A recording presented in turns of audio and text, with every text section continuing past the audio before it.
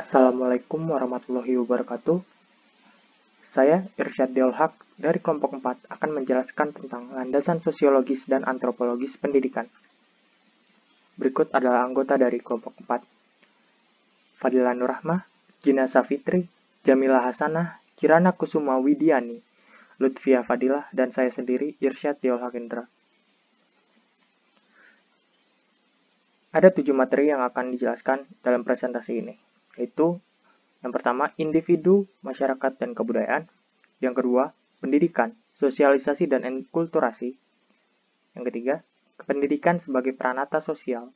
Yang keempat, pendidikan informal, formal, dan non-formal. Yang kelima, pendidikan masyarakat dan kebudayaan. Yang keenam, pola-pola kegiatan sosial pendidikan. Dan yang terakhir, pola sikap guru terhadap siswa dan implikasinya terhadap fungsi dan tipe guru. Bahasan yang pertama, individu, masyarakat, dan kebudayaan. Pengertian individu sendiri adalah manusia perseorangan yang memiliki karakteristik sebagai kesatuan yang dapat dibagi, memiliki perbedaan dengan yang lainnya sehingga bersifat unik serta bebas mengambil keputusan atau tindakan atas pilihan dan tanggung jawabnya sendiri, atau otonom. Masyarakat dan kebudayaan. Ralph Linton mendefinisikan masyarakat sebagai setiap kelompok manusia yang telah hidup dan bekerja sama cukup lama sehingga mereka dapat mengatur diri mereka dan menganggap diri mereka sebagai satu kesatuan sosial dengan batas-batas yang dirumuskan dengan jelas. Sementara Selos Marjan mendefinisikan masyarakat sebagai orang-orang yang hidup bersama yang menghasilkan kebudayaan. Ada 3 jenis wujud kebudayaan. Yang pertama, sebagai suatu kompleks dari ide-ide, gagasan, nilai-nilai, norma-norma, peraturan-peraturan, dan sebagainya. Yang kedua, sebagai suatu kompleks aktivitas kelakuan berpola dari manusia dalam masyarakat. Yang ketiga, sebagai benda hasil karya manusia. Masyarakat dan kebudayaan mempengaruhi individu. Sebaliknya, masyarakat dan kebudayaan dipengaruhi pula oleh individu-individu yang membangunnya. Struktur, sosial, status, dan peranannya. Koblum mendefinisikan struktur sosial sebagai the recurring patterns of behavior that create relationships among individuals and groups within a society, yaitu pola perilaku berulang-ulang yang menciptakan hubungan antar individu dan antar kelompok dalam masyarakat. Ralph Linton mendefinisikan status adalah suatu kumpulan hak dan kewajiban, a collection of rights and duties, seseorang sesuai dengan kedudukannya. Peranan pada dasarnya merupakan aspek dinamis dari status. Seseorang dikatakan melaksanakan peranannya apabila ia melaksanakan hak dan kewajiban sesuai dengan statusnya. Status ada 2, yaitu yang pertama status yang diperoleh sejak lahir atau diberikan secara individu, ascribed status. Yang kedua, status yang diraih melalui upaya tertentu atau persaingan, achieved status. Interaksi sosial, tindakan sosial, konformitas, penyimpangan tingkah laku, atau sosial dan kontrol sosial.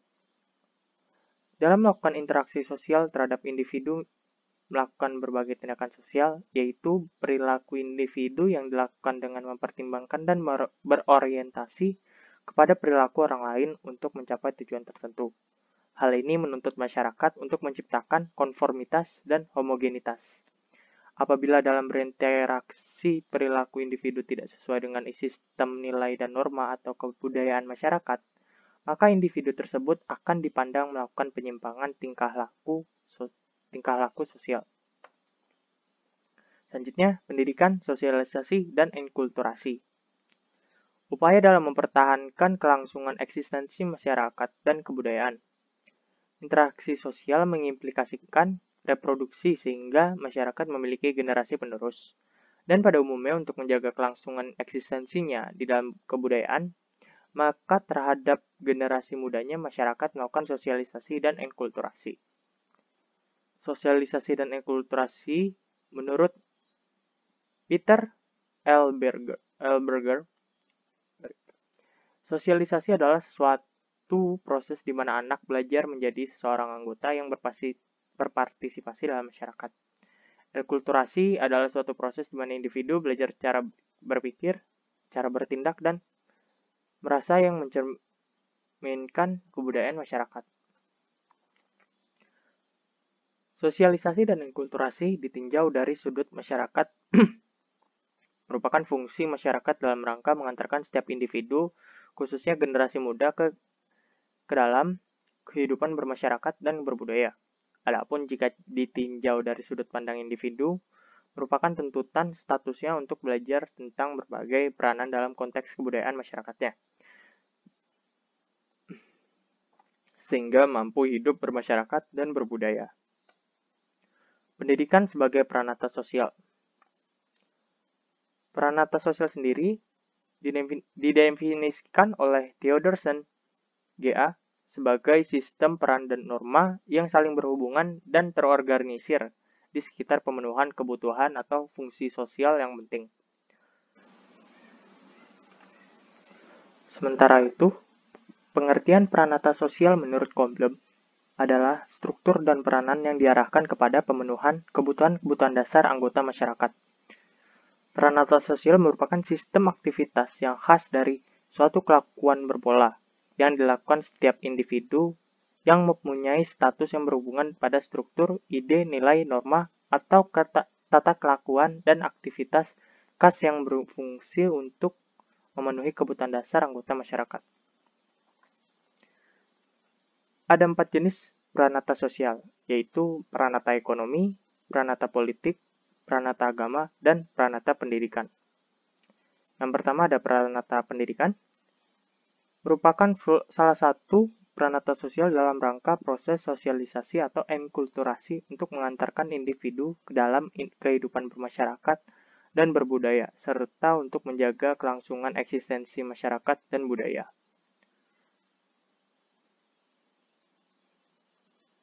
Selanjutnya, pendidikan informal, formal, dan non-formal. Ciri-ciri pendidikan menurut Reja Mudiaharjo yaitu ada keterpaduan vertikal, keterpaduan horizontal, keterpaduan ekologis, dan terakhir keragaman dan kelugasan dalam pendidikan. Faktor-faktor pendorong pendidikan yaitu adanya keterbatasan pendidikan sekolah, terjadinya perubahan masyarakat dan peranan sosial, dan pendayagunaan sumber pendidikan yang belum optimal.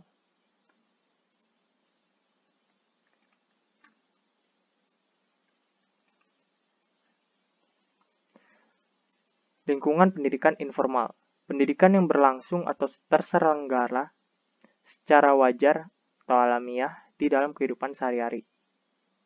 Pendidikan informal dalam keluarga. Keluarga merupakan unit sosial terkecil yang terdiri atas 2 orang, suami istri, atau lebih, ayah, ibu, dan anak.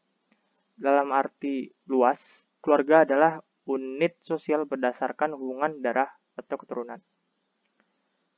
Berdasarkan keanggotaannya, keluarga dibagi menjadi 2, yaitu keluarga batih, nuclear family, keluarga kecil terdiri atas ayah, ibu, dan anak, dan keluarga luas, extended family, yaitu yang terdiri atas beberapa keluarga batih. Berdasarkan garis keturunannya, ada keluarga patrilineal yang keturunannya ditarik dari pria atau ayah. Lalu ada keluarga matrilineal yang ditarik dari wanita atau ibu. Dan ada keluarga bilateral yang garis keturunannya ditarik dari pria atau ayah dan wanita atau ibu. Sementara itu berdasarkan pemegang kekuasaannya, ada 3 jenis, yaitu patriarhat, kekuasaan di pihak ayah, kedua ada matriarhat, kekuasaan di pihak ibu, dan equalitarium, kekuasaan yang sama. Berdasarkan bentuk perkawinannya, dibagi menjadi 3, yaitu monogami, 1 laki-laki dan 1 perempuan, poligami, 1 laki-laki dengan lebih dari 1 perempuan, dan yang terakhir poliandri, 1 orang perempuan dengan lebih dari 1 orang suami pada satu saat. Berdasarkan status ekonominya dibagi menjadi 3, yaitu yang pertama rendah, menengah, dan yang terakhir tinggi. Berdasarkan keutuhannya, yang pertama adalah keluarga utuh. Yang kedua, keluarga pecah atau bercerai. Yang ketiga adalah keluarga pecah semu. Fungsi keluarga, ada beberapa fungsi keluarga, yaitu fungsi afeksi, fungsi biologis, fungsi proteksi, fungsi ekonomi, fungsi pendidikan, fungsi religius, dan yang terakhir fungsi rekreasi. Sementara itu, fungsi keluarga secara universal menurut George Peter Murdoch ada 4, yaitu pranata yang membenarkan hubungan seksual antara pria dan wanita dewasa berdasarkan pernikahan. Yang kedua adalah mengembangkan keturunan. Yang ketiga, melaksanakan pendidikan. Yang keempat, kesatuan ekonomi. Keluarga merupakan lingkungan pendidikan yang bersifat informal, artinya secara wajar berlangsung pendidikan yang diselenggarakan orang tua kepada anak-anaknya atas dasar kasih sayang yang secara naluriah ada pada diri orang tua yang bertujuan agar anak menjadi pribadi yang mantap, bermoral, dan menjadi anggota masyarakat yang baik. Dikutip dari M.I. Sulaiman, pengalaman dan perlakuan yang didapat dari anak dari lingkungannya semasa kecil dari keluarganya menggariskan pola hidup bagi kehidupan selanjutnya. Lalu ada pendidikan informal dalam masyarakat. Pendidikan informal dalam masyarakat melalui adat kebiasaan, pergaulan anak sebaya, upacara adat, pergaulan di lingkungan kerja, permainan, pagelaran kesenian, dan melalui percakapan biasa dalam kehidupan sehari-hari. Pendidikan formal sekolah. Pendidikan formal adalah jalur pendidikan yang berstruktur dan berjenjang yang terdiri atas pendidikan dasar, pendidikan menengah, dan pendidikan tinggi. Berdasarkan pasal 1 ayat 11 Undang-Undang Republik Indonesia Nomor 20 Tahun 2003.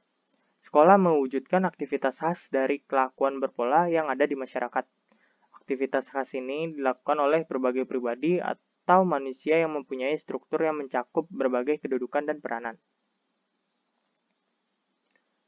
Ada 6 komponen sekolah, yaitu tujuan pendidikan, guru, peserta didik, kepala sekolah, laborawan, pustakawan, tenaga administrasi, dan petugas kebersihan.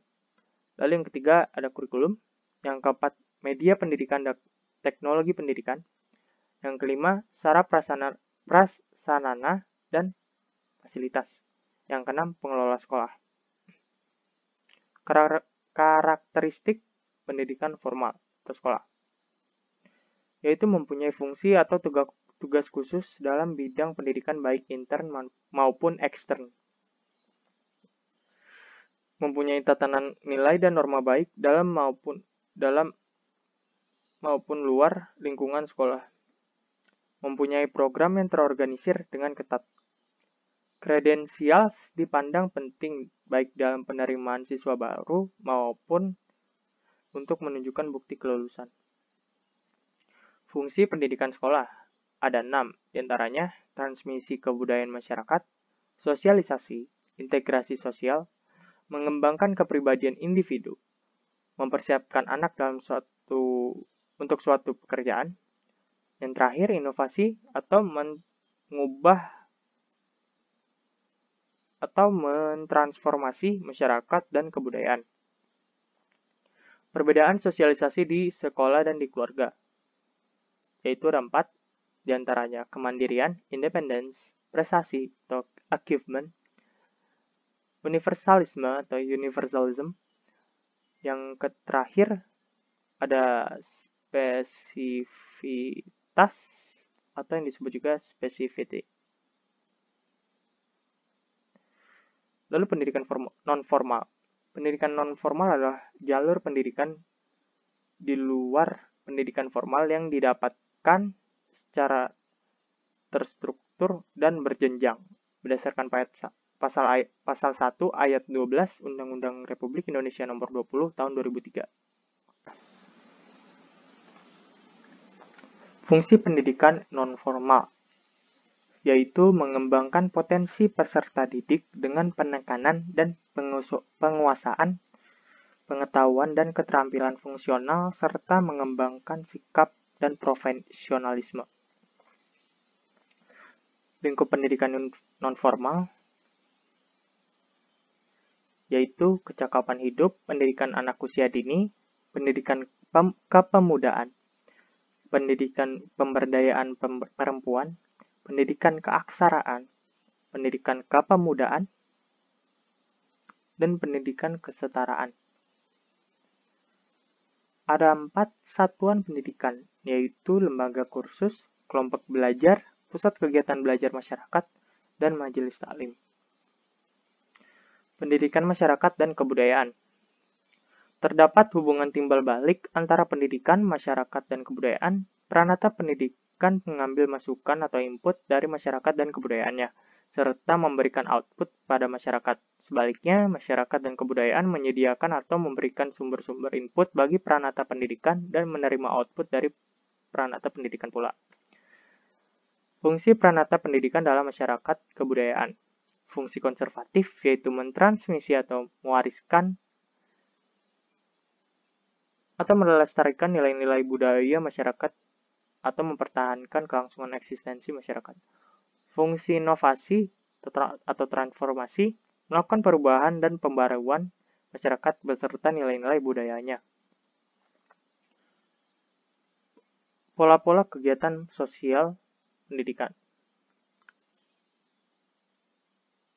Ada 2 dimensi dari tingkah laku sosial, yaitu dimensi nomotetis, yaitu berhubungan dengan variabel kebudayaan, etos, mores, dan nilai-nilai masyarakat. Ada 3 contoh dimensi nomotetis, yaitu variabel pranata, peranan, dan harapan-harapan sosial. Lalu selanjutnya ada dimensi ideografis yang berhubungan dengan variabel biologis, makhluk hidup, keadaan jasmani dan potensi. Dimensi ini meliputi individu, kepribadian, dan kebutuhan perorangan. Pola kegiatan sosial pendidikan. Ada 3, yaitu nomotetis, pendidikan sebagai upaya pewarisan nilai-nilai sosial kepada generasi muda. Yang kedua, ideografis, upaya membantu seseorang untuk mengetahui dan mengembangkan tentang apa yang diingin diketahui atau dikembangkan. Yang ketiga, transaksional. Setiap individu percaya harapan-harapan bersifat rasional dan dapat tercapai. Setiap individu merasa ia termasuk kelompok dengan suasana emosional yang sama. Pola dasar hubungan transaksional. Ada 4. Di antaranya, yang pertama adalah I'm not okay, you are okay. Yang kedua, I'm okay, you are not okay. Yang ketiga, I'm not okay, you are not okay. Yang terakhir, I'm okay, you are okay. Adapun dalam kegiatan pendidikan pola transaksional yang diharapkan, yaitu I'm okay and you are okay. Artinya bahwa guru mau melaksanakan pendidikan dan siswa pun mau melaksanakan pendidikan. Pola sikap guru pada siswa dan implikasinya terhadap fungsi dan tipe guru. Pola pertama, yaitu guru berasumsi bahwa murid belum menguasai kebudayaan. Implikasi dan fungsi guru, yaitu menggiring murid-muridnya untuk mempelajari hal-hal yang dipilihkan oleh guru dengan pertimbangan. Dan demikian itulah yang terbaik bagi mereka. Tipe guru pola pertama ini yaitu penjinak atau penggembala singa, lion tamer. Pola kedua yaitu guru berasumsi bahwa muridnya mempunyai dorongan untuk belajar yang harus menghadapi materi pengajaran yang baru baginya, cukup berat dan kurang menarik. Implikasi dan fungsi guru membuat pengajaran menjadi menyenangkan, menarik, dan mudah bagi para muridnya. Tipe guru ini disebut penghibur atau entertainer.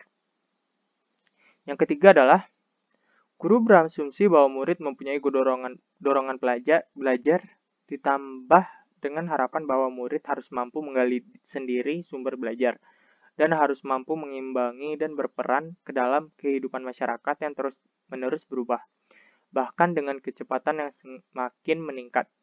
Implikasi dan fungsi gurunya yaitu memberikan kebebasan yang cukup luas baik secara individual maupun kelompok, didasari kepercayaan antara guru dan murid dan kemauan belajar di kalangan murid. Tipe guru ini disebut guru romantis atau romantik. Sekian presentasi dari kelompok 4. Dengan ini saya akan akhiri. Wassalamualaikum warahmatullahi wabarakatuh.